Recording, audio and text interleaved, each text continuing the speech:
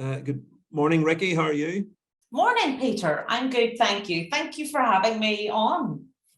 You're most welcome. You're most welcome. Riki, tell me.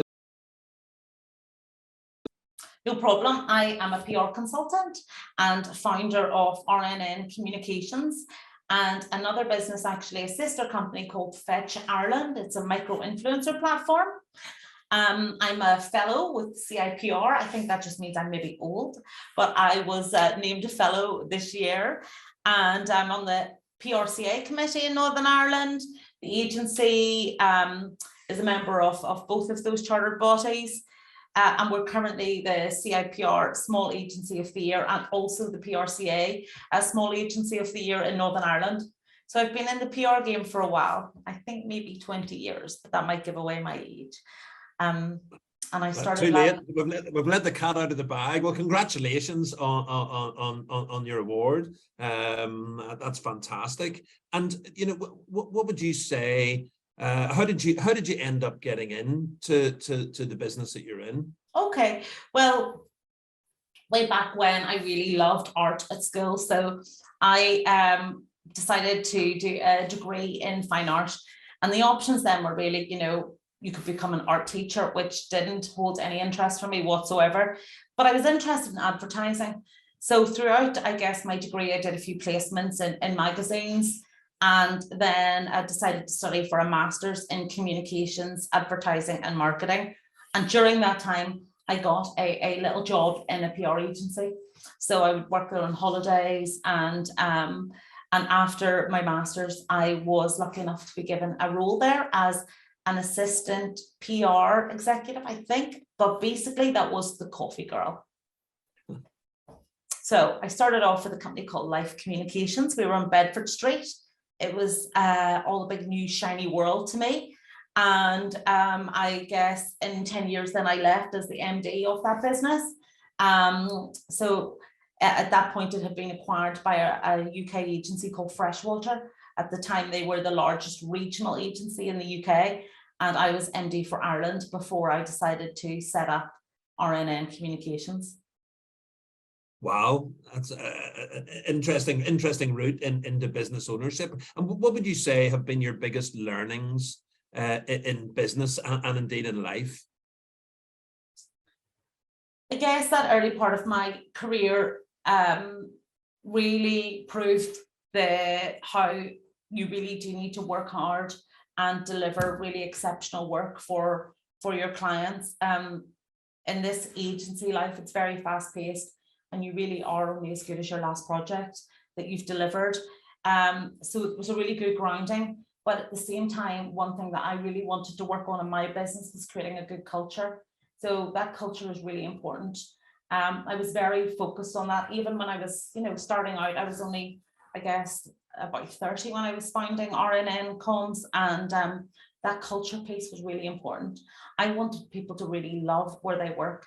I didn't want to see a big churn of staff. I also wanted to enjoy who I was working with.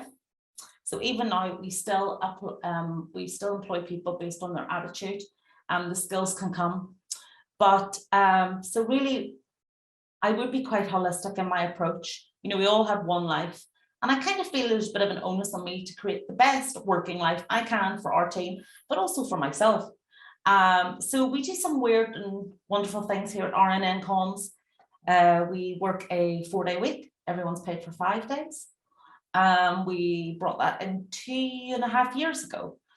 So I think we're the only agency that I know that certainly does that. One of the few businesses in Northern Ireland. We set our own hours, so the team can start from 8 o'clock to 10 o'clock in the morning, and then they finish up accordingly. I really want people to live a good life when they're here and work, to deliver the best work that they can, be seriously efficient, seriously productive, but really to enjoy what they do. So I guess in all of this time, I think there's 2 members of staff have left, both of which have gone to, you know, maybe a slightly different career path. But my first employee is still with me today. She's sitting right out there. Fantastic, fantastic. That's a terrific achievement. And have you ever had a mentor or somebody that's had a significant influence on you in your life or career?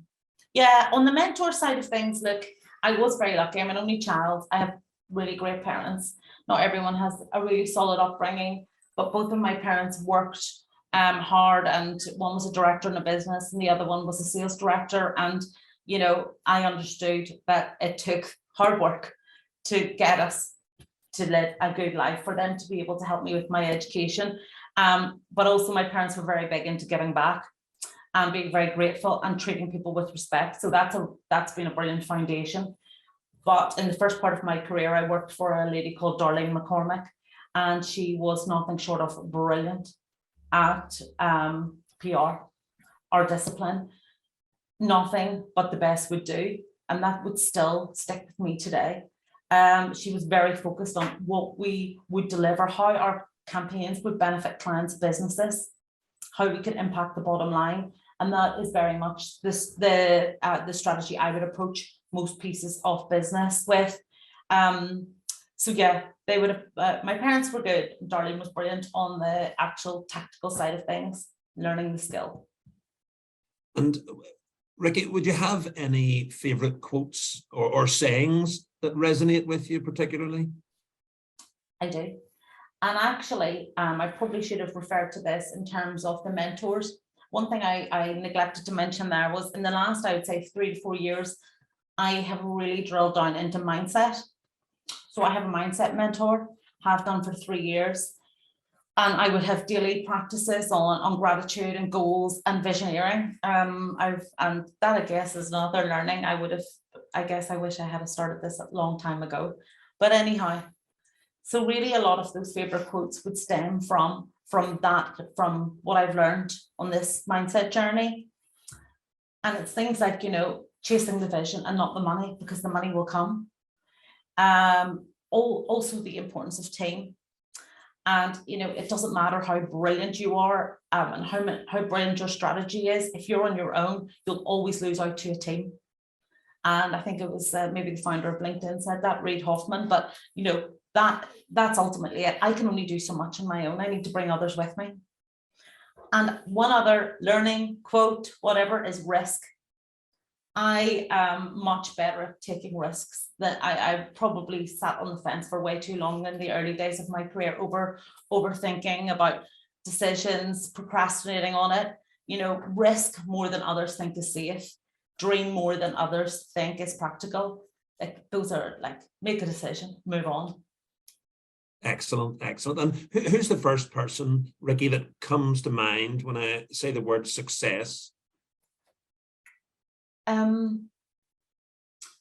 Well, in Northern Ireland, we have lots of very, very successful people. In our agency, we work for many successful people. Many of our clients are super successful. But really, I think maybe as you get a bit older, you view success slightly differently. So for me, success isn't really about what they've achieved in business. A truly successful person to me is someone that has built something, has created something, but they've also been able to give back and help others, and they live a really balanced life. You know, no point having £1 billion if you're falling out with everyone, no one's speaking to you, you know? So it's to get that balance, that to me is true success. Now, you should give that advice to Elon Musk. He seems to be doing a good job of it. Although I have to admit, I love really brilliant people that, you know, slightly veer on eccentric. So Elon Musk is one of them. And what have you learned about yourself in your journey and career? Just to be more confident in my abilities. You know, whenever I started off, I very much had so much to learn. But I've learned a lot, and even saying to you things like, I've been working in PR 20 years. Like, wow, you know, that's incredible. So I'm pretty good at it as well. And I'm good with the team. So I think just to be a bit more confident in saying that. And I really enjoy what I do. And, you know, I guess I have always been very grateful for that. But, you know, I love coming to work, always have done. Even whenever I worked for another agency, I loved what we do, and I still do to this day. And for that, I am very grateful. Not everyone has that that sort of career to look forward to. But yeah, that drives me on. I'm really motivated. And what's the biggest challenge that you're currently facing in your business? Well, we've had lots of challenges in the last few years. Like our business at RNN Communications has done really well over, I guess, particularly the last 2 to 3 year period, but that is not to say there were not very dark days. And, you can feel really alone as a business owner, especially back in March 2020 and at several times in the last 2 year period. Then, the business was coming. We picked up some amazing clients that we still work with today, but with that came recruitment challenges. That was really tricky. Back a year ago, that's not as difficult at the moment. It's pretty good, actually. We have people coming to us looking for jobs, which is exactly where I wanted it to be. But really, I think it's the time element. We need to deliver exceptional work for our clients. We need to keep one eye on future business. You always need new blood within the agency. That's good for us. And also to make sure we keep on top of our skill set. We work across so many disciplines, but the one big changeable discipline is everything on social media. And, just keeping on top of that.